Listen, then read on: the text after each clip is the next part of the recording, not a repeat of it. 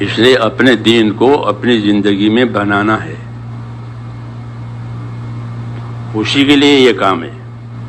یہ کوئی میعادی کام نہیں ہے کہ بھائی چلہ دے دیا چرمن دے دیے، ایک میعادی کام ہوتا ہے ایک مدت کے لیے، ایسا نہیں ہے، ایسا نہیں ہے۔ اس کی مدت تو اپنے اندر یکسوئی پیدا کرنے کے لیے ہے۔ اس کے لیے یہ مطلب تھا کہ باہر رہے گا 4 مہینے گزرے گا تو اپنے دین کے لیے اس کا ذہن یکسو ہو جائے گا کہ ہاں جیسے کسی چیز میں کوئی چیز بھرنی ہو تو پہلے اس چیز کو خالی کرتے ہیں، بوتل اچھی نہیں تو اس کو صاف کیا، اب اس میں وہ چیز ڈالنی ہے جو اصل ہے۔ ایسے کا اس کے ذہن کو فکر کو خالی کرو، دنیا کے تقاضوں سے خواہشوں کے تقاضوں سے۔ یہ 2 تقاضے ہوتے ہیں طبیعتوں میں، ایک اپنی دنیا کا تقاضا ہوتا ہے اور ایک انفرادی طور پر اپنے اپنی خواہشوں کا تقاضے ہوتے ہیں۔ جی ہاں، یہ 2 ہی تقاضے ہوتے ہیں، مالدار بن جاؤں، خوشحال بن جاؤں، یہ تو ہوتے ہیں، طبیعت ہے آدمی کی کہ یہ تقاضے غالب نہ آئیں بلکہ آخرت کے تقاضے غالب آئیں۔ یہ مطلب ہے تبلیغ کا کہ بھئی تبلیغ میں پھرتے پھرتے کیا ہوا؟ تو صحابہ نے کہا ہم کو تو ملا، کیا ملا؟ کہ انما ہممنا الآخرہ، ہمارے عزائم ہمارا ارادے آخرت کے بن گئے۔ یہ ہوا اس کا اثر، جیسے دوا کا اثر ہوتا ہے، علاج کا اثر ہوتا ہے، یہی ہے اصل کہ ہمارے اندر کام کرتے کرتے آخرت کی توجہ کتنی ہوئی، یا دنیا میں پھرتے پھرتے دنیا گھس گئی اندر، یہ بھی ہوتا ہے، یہ بھی ہوتا ہے کہ دنیا میں پھرتے پھرتے دنیا اندر گھس جاتی ہے، اس کو خبر بھی نہیں ہوتی، اس کو خبر نہیں ہوتی، اور دنیا کی عظمت دنیا کی طلب اس کے دل میں گھس جاتی ہے، اس لیے کہ نیچی نگاہوں سے چلو، نگاہیں نیچی رکھو۔ جی ہاں، ہم ایک ملک میں کام کر رہے تھے تو ایک ساتھی تھا بیرون کا، تو گش میں گئے عصر کے بعد، تو ایک آدمی بھٹے بن رہا تھا مکئی کے، گش سے واپسی کے بعد وہ کہ بھٹے منگواؤ، سمجھے؟ وہ بھٹے اندر گھس گئے،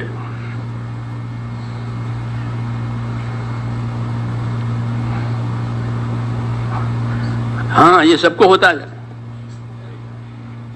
اس لیے مولانا فرماتے ہیں تمہیں ملک میں پھرنے کے اس وقت لائق بنو گے جب ان کی دنیا پر تم کو تھوکنا آ جائے گا کہ تیری دنیا کی میرے زمانے میں کوئی قیمت نہیں ہے، میں تو دنیا پر تھوکتا ہوں، تب تو تم ملکوں میں پھرنے کے لائق بنو گے، نہیں تو وہ اندر گھس جائے گی۔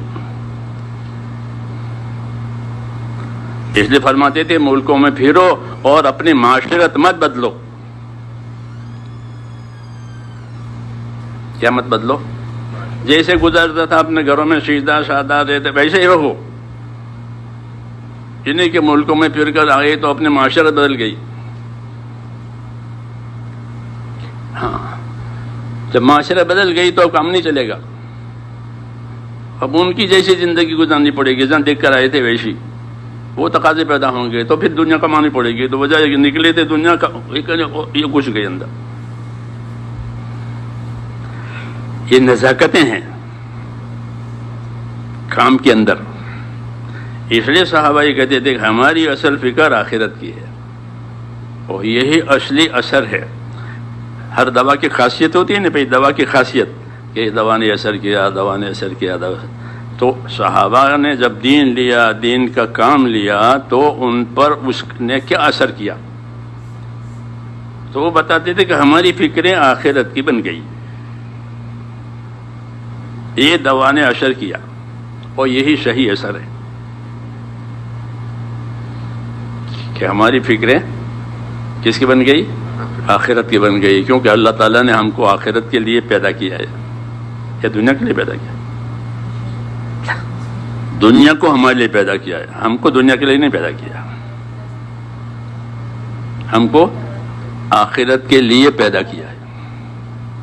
وابتغی فیما آتاک اللہ الدار الآخرہ، یہ حکم ہے کہ تجھ کو جو کچھ دیا ہے ہم نے اس سے تو اپنی آخرت بنا۔ یہ ہر آدمی کو دعوت ہے کہ حاکم کو حکومت ملی تو اپنی حکومت سے کیا بناوے؟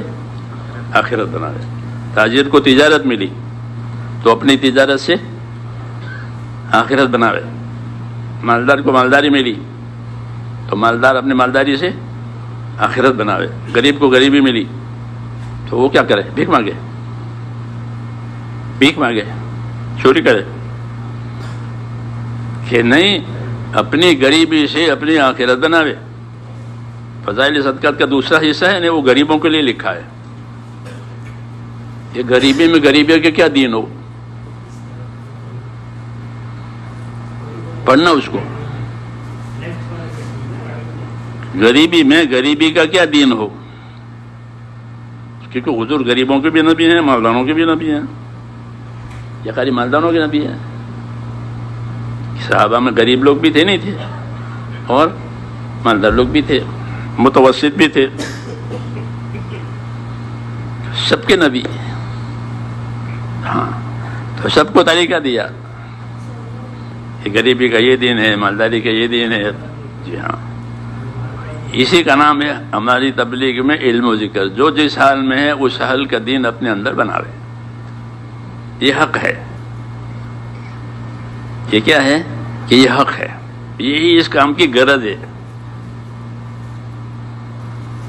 یہی اس کام کی غرض ہے کہ جو جس حال میں ہے اس حال کا اپنے اندر دین بناوے۔ ہاں، بس اتنا ہی تقاضا ہے، اس لیے دین آسان ہے۔ اور دین بناوے، اور دین کے بارے میں دو چیزیں دھیان میں رکھے کہ میں جو یہ دین بنا رہا ہوں اس کی کیا فضیلت ہے اور اس کا کیا طریقہ ہے۔ سمجھ میں آئی نا بات؟ مثلا تاجر تجارت کا دین بناتا ہے تو وہ دیکھے مجھے تجارت کے دین پر اللہ کیا دیں گے، ایک تو کمائی ہے، اس پر تو نفع ملے گا، وہ تو اس کو معلوم ہے۔ اور یہ کیا کہ میں نے تجارت کا دین بنایا، اپنے تجارت میں دین کو داخل کیا، تو مجھے اس تجارت پر کیا ملے گا وہ اس کے دھیان میں ہو۔ جیسے حضور نے فرمایا کہ سچا ایماندار تاجر یہ نبیوں کے ساتھ ہوگا، شہیدوں کے ساتھ ہوگا، عرش الہی کے سائے میں ہوگا۔ تجارت کی فضیلت ہے۔